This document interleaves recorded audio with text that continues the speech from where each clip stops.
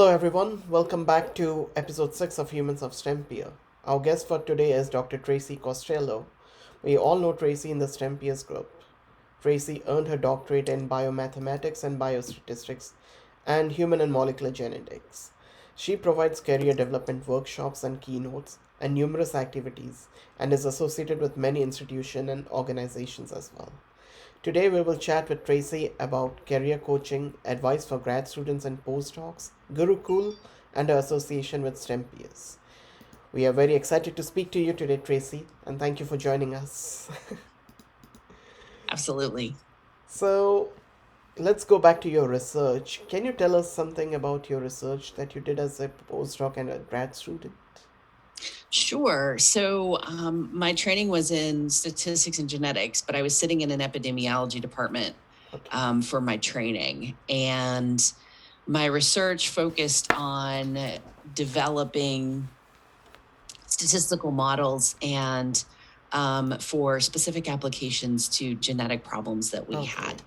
I had independent funding. Oh, you're going to get a cat. Oh, that's So I had the opportunity to do lots and lots and lots and lots of different projects. The good thing about being a statistician is that you do get to engage with a lot of that. So yes. it's an awesome place to be. And it really set me up for success had I tried to. She wants to join in as well. It set me up for success in a lot of ways. And it built my network. It built connections to a lot of different people at a lot of different institutions. And I think that was fantastic. So when I was in training, I worked on, I was at MD Anderson Cancer Center, but my master's thesis was in hypertension. Okay. I did a lot of different projects that were specifically in cancer. So my dissertation was developing a new statistical methodology to identify a pattern that we called anticipation. So it's decreasing age of onset as a disease is passed from generation to generation. So we knew that there was a genetic underpinning for diseases like Huntington's and others, but we wondered if we could prove that there was a particular pattern in other diseases like prostate cancer, breast cancer, et cetera. And we see it anecdotally, but I wanted to develop some sort of rigor to say, yes, this is or not. And then it might point to specific genetic underpinnings that we could target to look for. If we knew it was there, then that opens up an avenue of research. Yeah. So that was my dissertation. And then, but all along I was dabbling in neural networks and random forests, cluster analysis, all kinds of other things too. And then my second postdoc, so my first postdoc was, I stayed in epidemiology, and then my second postdoc I moved into health disparities research and looked at clinical trials and smoking cessation. So my expertise was very diffuse, was very interdisciplinary, very focused in a variety of different ways. Yeah. So I'm going to leave it there, but I'm sure we're going to dive into the rest of my career because it certainly took a right turn at that point. Yes. Yeah, that brings to my next question about your career transformation. So, what circumstances led you to change your decision to move out of academia? So one morning as a postdoc, I woke up, and some of the STEMPeers have probably heard me tell the story. I woke up and the question in my head was, what am I going to do with my career? And the answer that popped into my head was, I don't want to write grants. And I felt like it was tattooed on my forehead that I was a Sharp-8 or whatever. Like I was going to go into the office and everybody was going to go, oh my God, she doesn't want an academic faculty path career. What the heck, right? Like, yes. So I went and so I started grappling with that. I started trying to understand, okay, well, if I don't want to do that, what does that mean? What am I going to do? I have to have a job. I have to have a career. I'm not giving that up. I've been trained. So I had the burden of everyone else's expectations on me. And you'll hear me talk a lot about expectations and trying to get to exactly what your expectations of yourself are. And so part of all of what I talk about now actually has roots in my experience, but also in the experience of others that I've talked with and coached. So once I had decided that, I talked with a few of my mentors that I really trusted because I felt like this was, the big secret that you can't say. Yes. And ultimately, I talked with my PI, distinction between mentor and PI. But I talked with the PI and I said, hey, this is not really where I want to move my career right now. So, what options do we have? Yes. And he wanted to retain me in the department. So he promoted me to a staff statisticist, a senior statistical analyst. And at that point, I was officially staff and not on that faculty track anymore. And that ultimately led to another position out of MD Anderson as a statistical consultant for Exogen Diagnostics, which was an amazing experience. Back to MD Anderson as an administrator when I was recruited. That's when I completely shifted careers and went into academic administration. After that experience for several years, I was recruited to Moffitt Cancer Center to start a postdoc office there as well. So 2 postdoc office administrator roles. And then ultimately I left Moffitt and I have branched out on my own. So, okay, that's an interesting career path. So before we dive into other questions, you mentioned something about mentors and PI. What's the difference between a mentor and a PI? I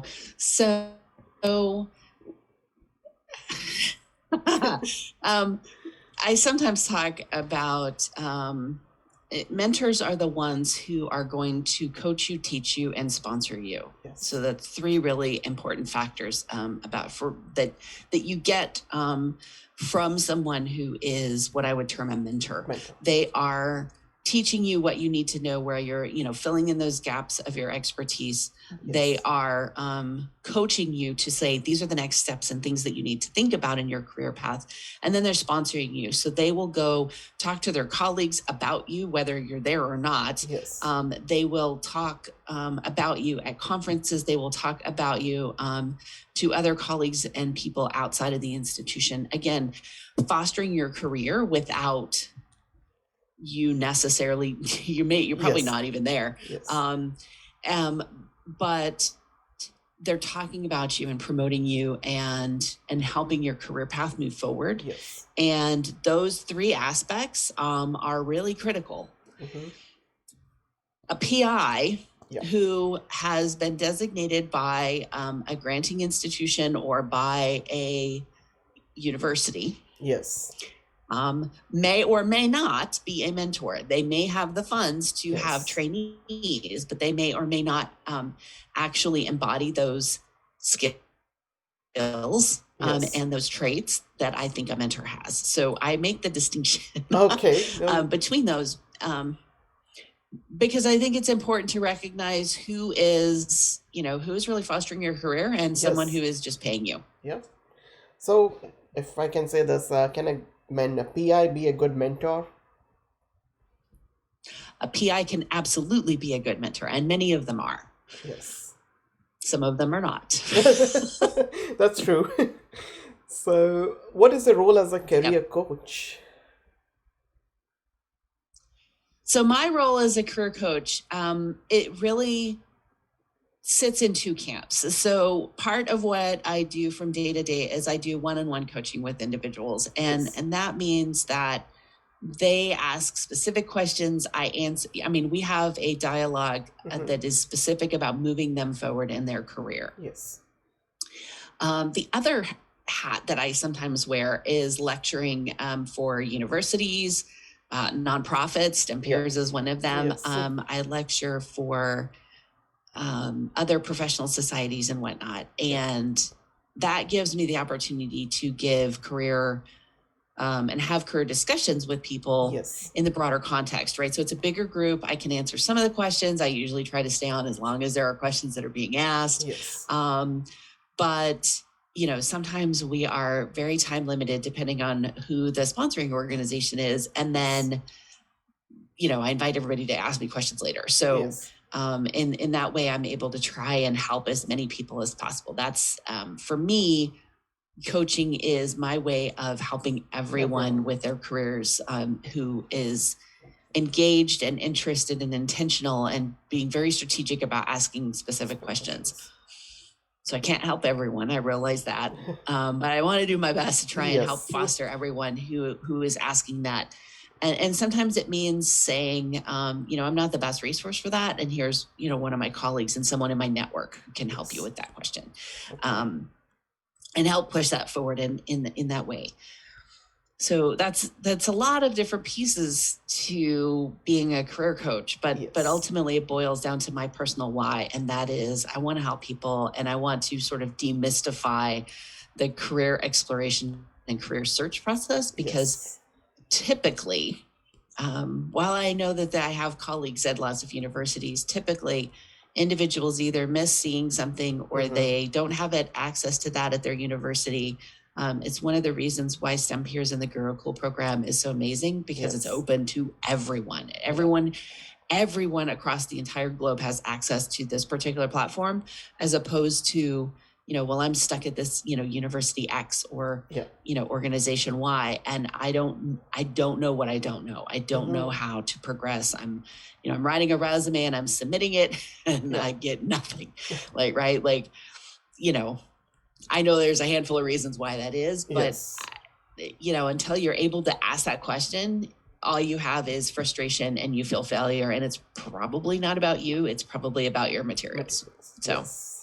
So as we talk about materials, you must come across a multiple of CVs and resumes, cover letters. What is one common mistake that grad student postdoc do in their CV and cover letters? So I'm going to make the quick distinction between a CV and a resume. CV is what you would use for an academic position. It's that historical document that's long, right?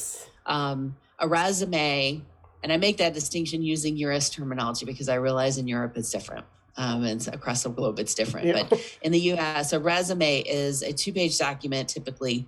And that's typically what's submitted for pretty much everything that's non-academic. I should say non-academic faculty, because even your staff roles are going to want a resume. The biggest mistake I see in resumes and cover letters is a focus on self. And I understand that it is you and your expertise. Come with me for a second. Employers need to see that it's tailored to their needs and what they're looking for.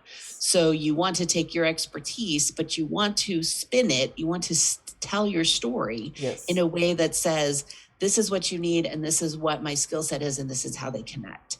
And so that tailoring, that's really the gap that I see.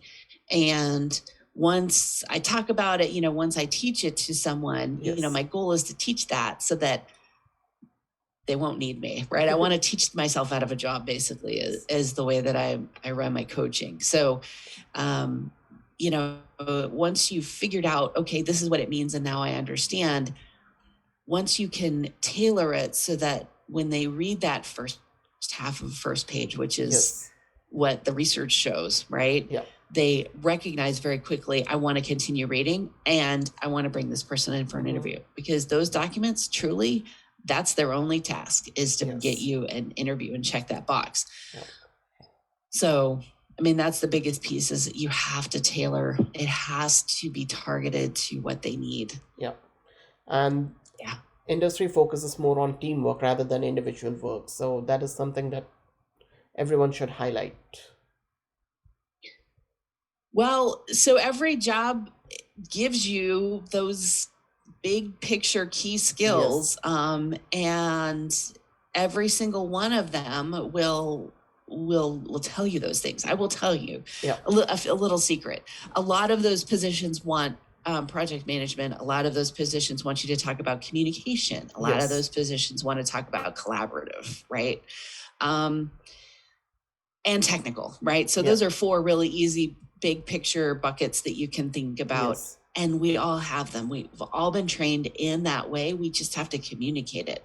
Postdocs and graduate students, it's most comfortable to think, well, I have these technical skills. And if I have this and a paper, I'm going to get a job, right? Like that's what that's what you're told, right? I was told that too. So as you're thinking about that in the context of that, right, those non-technical skills, some people call them soft skills, some people call them super skills. There's all kinds of different terminologies out there. But all of that intangible stuff that you learn along the way, right?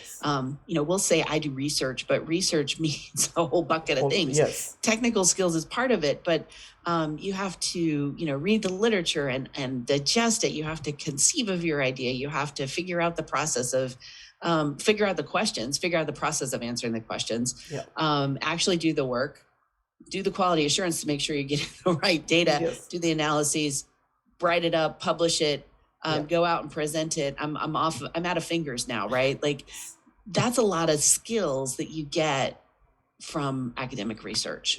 But I do research is our default, right? And we think everybody knows what that means, but no.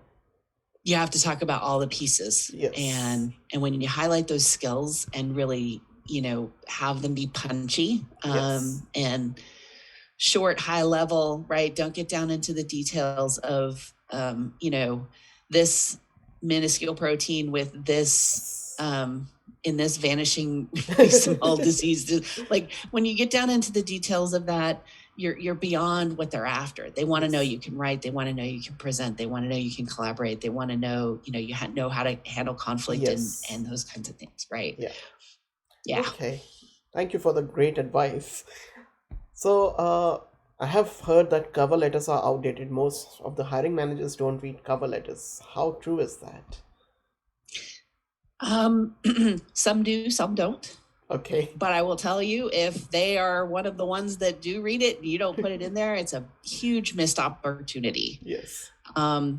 Lots of applications don't have a space to put it. That's okay, right? Through the applicant tracking system is just one way that you get into the hiring manager's hands, which is ultimately where you want to be because that's the person who's making a decision. So what we've been talking about so far is you take your application, you put it in the computer applicant tracking system. It goes to if it gets through that filter, you'll get to an HR person who then looks, and that's the half a page that we referenced before, right?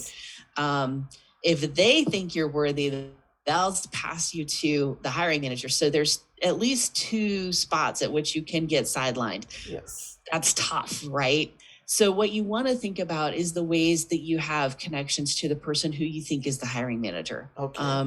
Either through your network, through informational interviews that you did before the event, or before you're applying to a particular position and you're in that job search moment. Lots of different people who you can connect with and say, hey, I'm really excited about this opportunity, and do you happen to know who that is, what team that is? And if you've built those relationships ahead of time, chances are if they know, they're going to share that information with you. They may offer to hand deliver that for you, which is even better, right? Because then they're in that sponsoring mode that we talked about before with mentors. So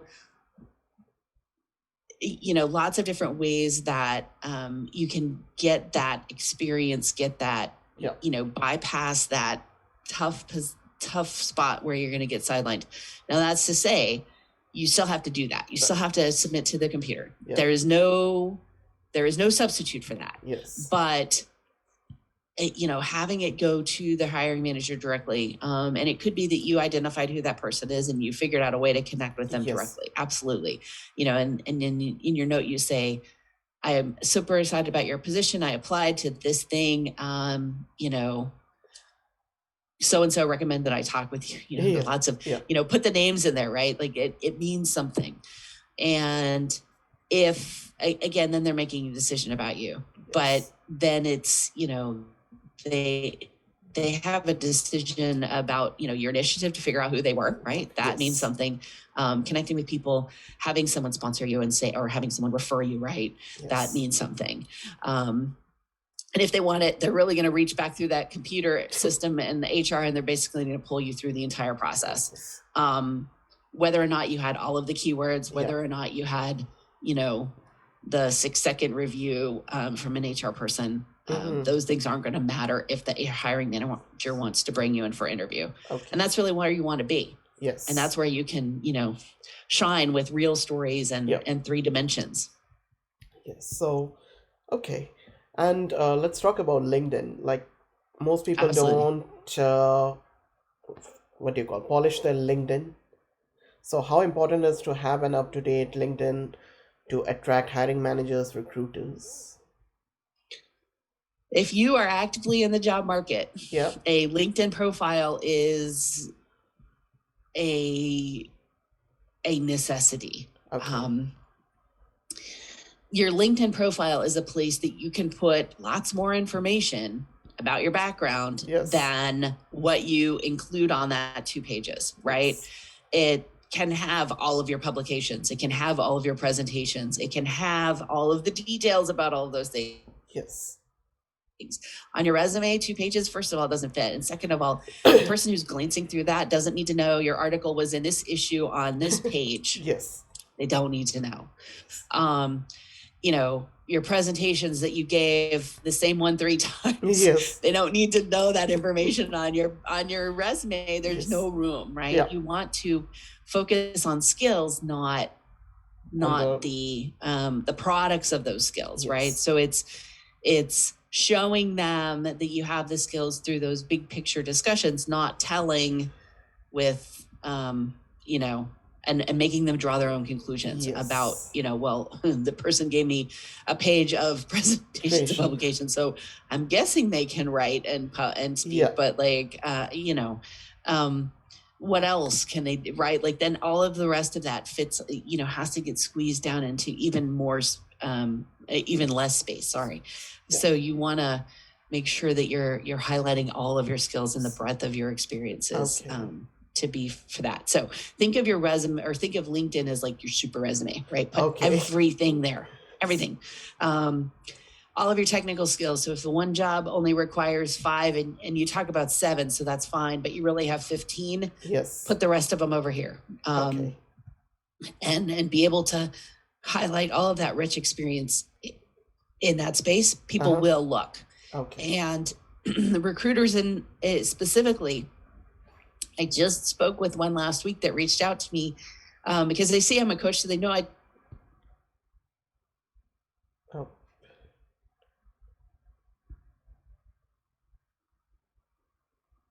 Tracy? So day-to-day tasks, yes, but talk about the skill set required for that. Yes. And make that a rich resource so that it's searchable and visible. So you want a good headshot.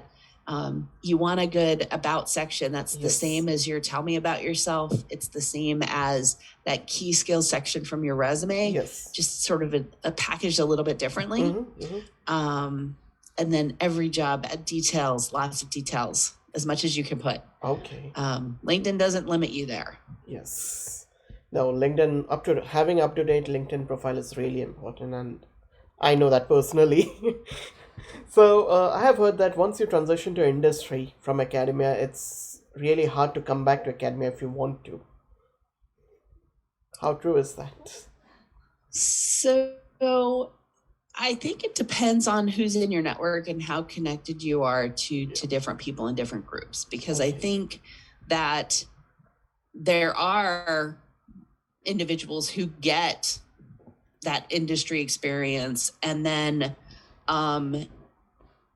if they had a rich academic path going forward Yes. and made the decision to go over there, it is possible to come back to an academic faculty position. I've seen people go through to research scientists and so they stayed in an academic institution, they became a research scientist, and then they flip and become faculty. That happens. Okay.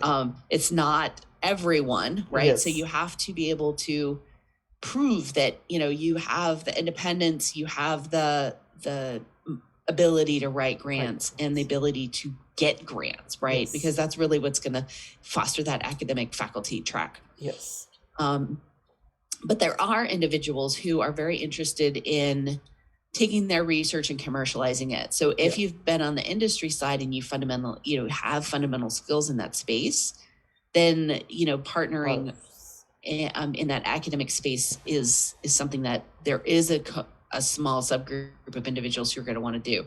So again, you have to find the right people who are going to sponsor you and bring you in to be successful in that space. And it's, you really have to leverage your network. You really have to build it ahead of time. You have to leverage it to be able to get into that space and have success there. Okay. That's a great advice. Thank you. So, how long have you been associated with STEMPeers, and what's your role at STEMPeers? So I was invited to give a keynote lecture in the fall of 2019 in San Francisco. Wow. And actually that's my little my little award that we all the speakers got those. And I have it on my bookshelf because it's one of my favorite things that I've gotten from going and delivering a lecture. Okay. So it's been up there, and I always notice it when I'm talking, because then I'm like, oh my gosh, it's in the background again. And that really kicked off a partnership with the organization. We talked at that event about what does it look like to have regular and ongoing lectures for the group. And it was decided that specifically for the GuruKool platform, because that is the subgroup of individuals who are collectively working to, within cohorts to move forward. They're strategic and intentional about that transition. And that group is growing. Yes. Our biggest cohort was this spring it was like 60 individuals. So we're, when I started with that, I want to say the first cohort was about 30. Okay. So it's obviously becoming more popular, and I think that that's a good thing. So I signed on to be the executive coach for that. And along the way, because I also have experience as a board of directors member for National Postdoc Association, I was invited to join the board for the entire STEMPeers organization. And I went ahead and did that as well. And, it gives me the opportunity to donate my time and my energy and my effort and, the expertise that I have, but also to, very strategically target and coach those individuals who are in that group. So we do a 10 webinar session 3 times a year. So we have 3 cohorts that we're bringing in. So we're growing the group, but it's very paced and it's very metered. But once you're in that group, all of the resources, all of the mentors, all of everyone who's in there, you have access to all of that. So it's, I hope I'm doing a good job over there. I hear positive things and feedback from people. And I certainly welcome that. If I've forgotten something or I said something that's wrong, I would want to know. No, I have heard a lot of amazing reviews about you from the GuruKool platform. Oh, thank you. Well, thank you. Welcome. So what is exactly GuruKool, and how can we be a part of it? So GuruKool is a specific platform. Like I said, we do an application process 3 times a year. The next one's coming up. So if someone is ready to move forward in their career and they really want to have the crash course in, these are all the things I need to do to be successful in that career exploration and job search. We do both. then the next application is going to be the beginning of May. So coming up very quickly, right? We're in the last 3 sessions of the current spring cohort. So we do a quick application process. We want to see that you've given some thought to what you think you want to do. Yes. And if you change your mind, that's okay. Because we talk about a bunch of different career trajectories. Yes. And we've seen people shift between sectors, and that's fine. Yeah. We want to see that people are intentional about, I'm ready to make that transition. I'm ready to learn all of this stuff and contribute to the group, right? Because we want people who are going to peer mentor within the cohort. And then once they've promoted into a position, right? They've been successful. They got their new position. They're going to look back at who else is in the group and say, oh my gosh, I can help you with that. Let me help you. Yeah. So it's a constant, helping people up. Yes. Either at your level or reaching back and grabbing and pulling up with you, because, that mentoring and that helping and, helping others move forward is so critical. Yes. And ultimately, it's karma. It comes back to you. Yes.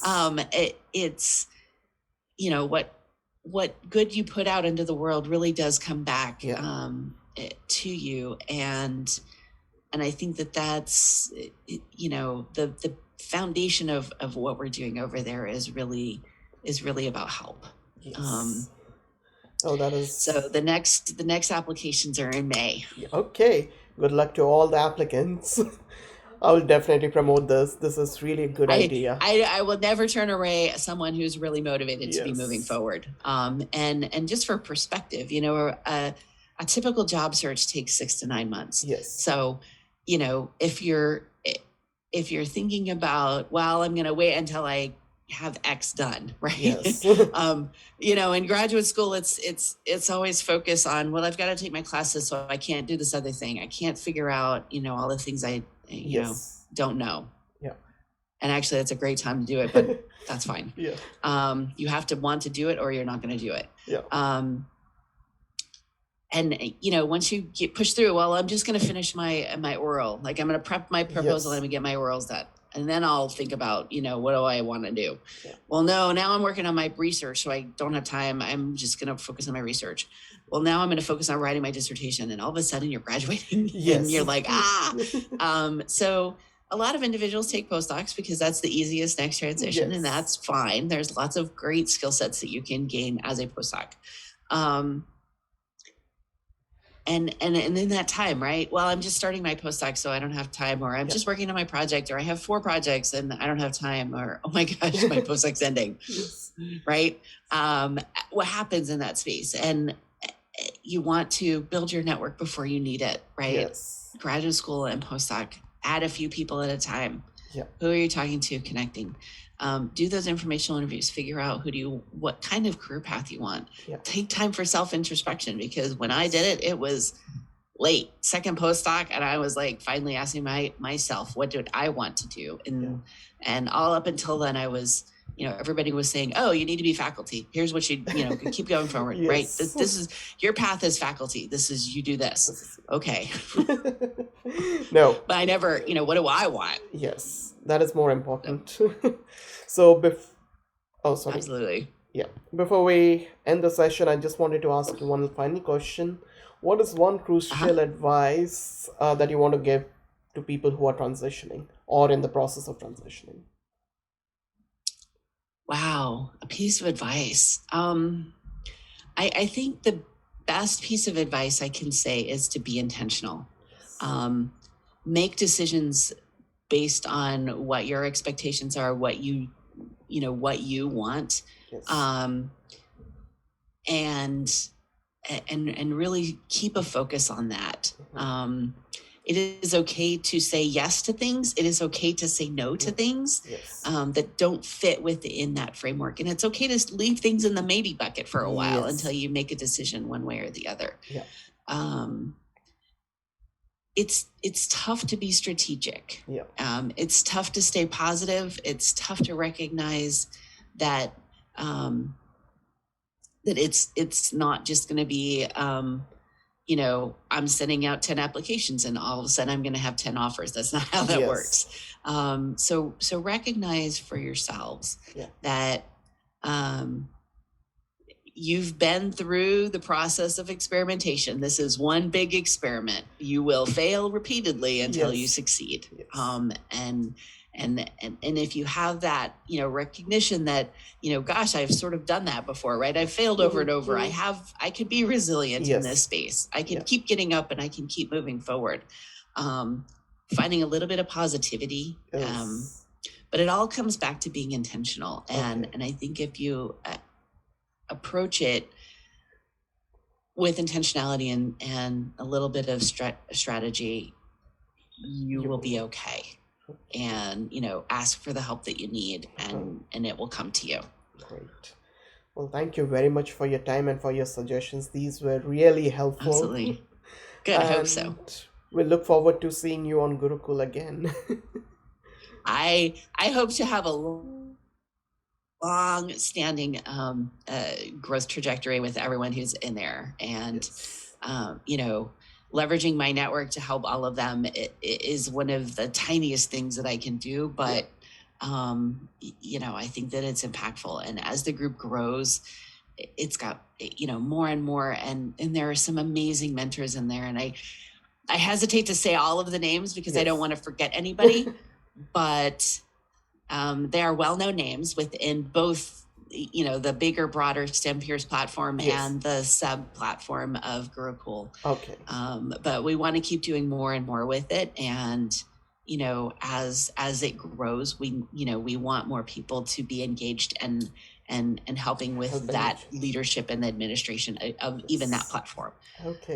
It's not the Tracy show. Like, it needs to be, I'm very collaborative. I want a lot of people involved and engaged, telling me where they think things should go and taking on things and owning them and leading them. Yes.